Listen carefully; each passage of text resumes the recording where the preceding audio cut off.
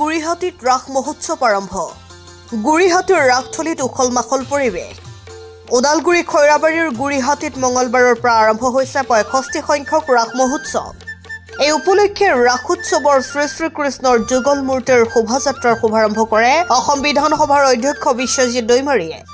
এইবেলি গুৰিহাটীত 4 নৱেম্বৰৰ পৰা 15 নৱেম্বৰলৈ 12 দিনীয়াকৈ আয়োজন কৰে ৰাস মহোৎসৱৰ।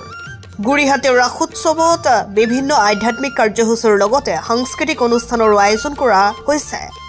আটক ধুনীয়াকৈ সজাই পৰাই তুলিছে বৈদ্যুতিক সাজ সজ্জাৰ নিৰ্মিত মৃন্ময় মূৰ্তিসমূহ।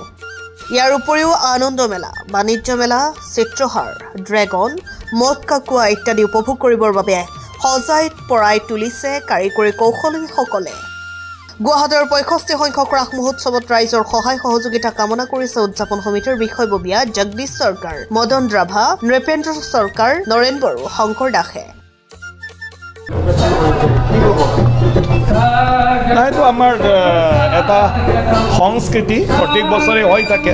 আজি খৈৰাবাৰী আহিলোঁ, গতিকে আজি অনুষ্ঠানটো ইয়াত যোৱাকালিৰ পৰাই বিভিন্ন কাৰ্যসূচী হৈছে। আজি এটা শোভাযাত্ৰা আছিলে, তাত মই আজি উদ্বোধন কৰি দিলোঁ।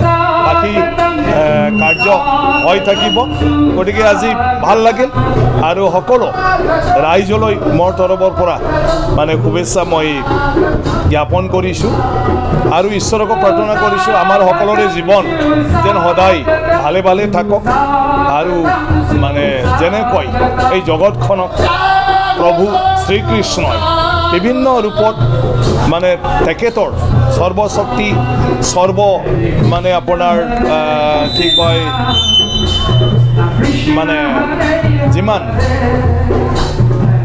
মানে কিবা এটা প্ৰয়োগ কৰি ফালে এই জগতখন আগতে বচাই আছিলে, এতিয়াও যেন আমাক তেনেকৈ বিভিন্ন বিপদ আপদৰ পৰা যাতে বচাই থাকে, এইটোৱেই মই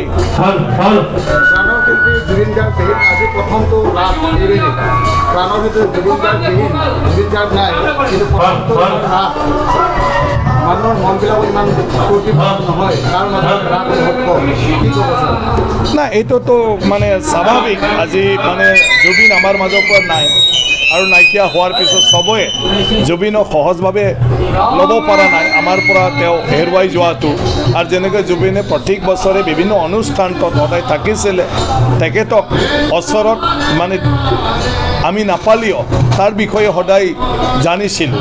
এতিয়া তেওঁ নথকাৰ পিছত মানে সেইখিনি নাই, তো অলপ হ'লেওতো মানে অলপ মানে মনটো বেয়া বেয়া লাগি থাকিব। আৰু এই চৰ্চাটো চলি আছে তেওঁৰ ওপৰত, জুবিনৰ ওপৰত। গতিকে নিশ্চয়কৈ মানে সেই পূজাত চবে তেওঁক মানে মিছ কৰিব।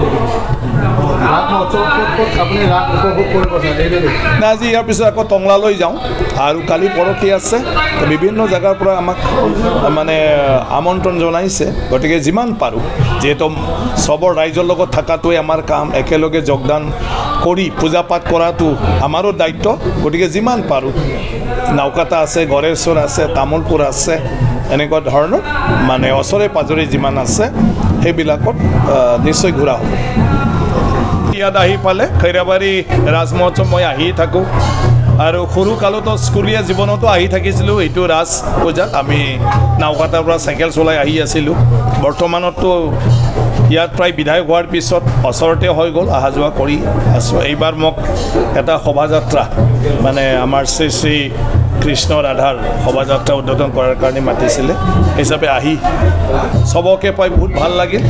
আৰু সেয়া এটা আমাৰ ভাৰতৰ সংস্কৃতি যে আমি নজনা বা আমাৰ ইতিহাসত ঢুকি নোপোৱা সময়ৰে পৰা এই ৰাজ মহোৎসৱ, ৰাসলীলাবিলাক ভাৰতবৰ্ষত চলে আৰু আজি খৈৰাবাৰীতো বহুত বছৰ হৈ গ'ল। গতিকে তেনেকুৱা নিয়ম নীতিৰ মাজেৰে আমি যাই থাকিব লাগিব। ঠিক আছে, ঠিক। বিশ্বজিৎ দৈমাৰী ডাঙৰীয়াই খৈৰাবাৰী ৰাস মহোৎসৱৰ শুভাৰম্ভ কৰিলে। কেনেকুৱা কাৰ্যসূচী আছে এইবেলি আৰু কেনেকুৱা ধৰণৰ আয়োজন? গুৱাহাটী ৰাজোৎসৱ 65 সংখ্যক ৰাজোৎসৱ আৰু সেই 65 সংখ্যক ৰাজোৎসৱ আমি এইবাৰ 12দিনীয়া কাৰ্যসূচীৰে পালন কৰিব লৈছোঁ। আজি প্ৰথম আমাৰ কাৰ্যসূচী আছিলে আৰু এই প্ৰথম কাৰ্যসূচীৰে আমি শোভাযাত্ৰা আছিল ৰাধাকৃষ্ণ মানে লৈ পেলাই, আৰু সেই ৰাধাকৃষ্ণৰ আজি শুভ আৰম্ভণি কৰিলে অসম বিধানসভাৰ অধ্যক্ষ সন্মানীয় বিশ্বজিৎ দৈমাৰী ডাঙৰীয়াই। আৰু তাৰ পৰাই অহাকালি আমাৰ ৰাতিপুৱাৰে পৰা ইয়াৰ আমাৰ কাৰ্যসূচী আছে আমাৰ সভাপতি ডাঙৰীয়াই ফ্লেগ হোষ্টিং কৰিব ইয়াৰ পিছত আমি স্মৃতি তৰ্পণ কৰিম তাৰপিছত আমাৰ কাৰ্যালয় উদ্বোধন আছে ঠিক তেনেকৈ কালিৰ দিনটো আমাৰ কাৰ্যসূচী 4-5টা কাৰ্যসূচী আছে আমি ইয়াৰ পিছত আমি জুবিনৰ সমাধিস্থল এখন পাতিছোঁ তেওঁক যাতে মানুহে স্মৰণ কৰিব পাৰে বা শ্ৰদ্ধা জনাব পাৰে তাৰ কাৰণে আমি তাত এটা ৰুম বনাই দিছোঁ ইয়াৰ পিছত আমি চেল্ফি জোন ৰাখিছোঁ লগতে গোটেই এই কাৰ্যক্ৰমৰ কাৰণে আমি বিভাগে 20টা চাব কমিটি আমি বনাই দিছিলোঁ 20টা চাব কমিটিয়ে আমাৰ নিজৰ কাম সবে লাগি আছে আৰু দেখিছে মোটামুটি আজি দোকানীও সম্পূৰ্ণ হৈ উঠিছে এইবাৰ দোকান বহুখিনি আহিছে তাৰপিছত আমি মানুহ দৰ্শনৰ কাৰণে আজি এই মিনা বজাৰ আনিছোঁ মিনা বজাৰত আমি দেখিছে আপোনালোকে ইয়াৰ মটকা কুঁৱা আছে ড্ৰেগন আছে তাৰপিছত আমি মৃন্ময় মূৰ্তি যোৱাকালি আমি ৰাতি সম্পূৰ্ণভাৱে সজাই তুলিছোঁ আৰু মৃন্ময় মূৰ্তিৰ কাৰণে আমি মোটামুটি 120টা মূৰ্তিৰ কাৰণে আমি সাজে প্ৰায় উঠাইছোঁ তাতে আমি ৰাইজক যাতে ভালমতে ইয়াত দৰ্শন কৰাব পাৰোঁ তাৰ কাৰণে আমি স্বেচ্ছাসেৱী আমাৰ যিখিনি ইয়াত দিয়া হৈছে তেওঁসকলে অহাকালিৰ পৰা তেওঁলোকৰ দায়িত্ববিলাক লৈ পেলাই কাম কৰিব আৰু এইবাৰ দূৰ দূৰণিৰ পৰা অহা যান বাহনৰ পৰা গোটেইখিনিৰ কাৰণে আমি 3টা ৰাস্তা এটা ব্যৱস্থা কৰা হৈছে যাতে যান জোঁট নহয় যান বাহনৰ কাৰণে মানুহ যাতে অসুবিধা নহয় দূৰৰ পৰা আহি তাৰ কাৰণে আমি 3টা ৰাস্তাত আমি যান বাহনৰ কাৰণে তাত ব্যৱস্থা কৰি দিয়া হৈছে আৰু তাত আপোনালোকে যেনেকৈ নহওক এইখিনি গৈ যাতে নিজৰ বাহনখিনি ঠিকমতে থ'ব পাৰোঁ আৰু আমি প্ৰশাসনকো অনুৰোধ জনাইছোঁ যাতে সম্পূৰ্ণ প্ৰশাসনৰ এইবেলিও মানে যোৱাৰ বেলিও আমি সম্পূৰ্ণ সহযোগ পাইছোঁ এইবেলিও যাতে প্ৰশাসনে আমাক সম্পূৰ্ণ সহযোগ কৰে লগতে আমাৰ ৰাইজকো আমি অনুৰোধ জনাইছোঁ যে সুন্দৰভাৱে আহি আপোনালোকে এইটো উপভোগ কৰিব পাৰে গুৰিহাটী এটা ৰাসৰ এটা সুনাম আছে এই সুনাম যাতে এইবাৰো থাকে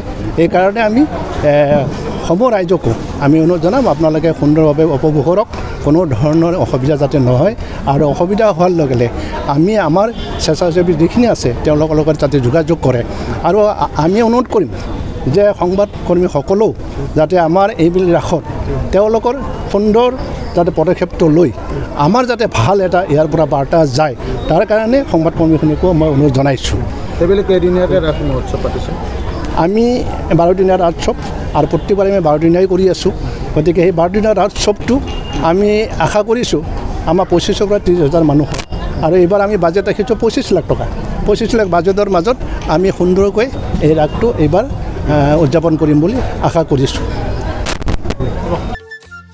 নামখলাৰ পৰা চিন্তু কলিতাৰ প্ৰতিবেদন গ্লোবেল এনি 24/7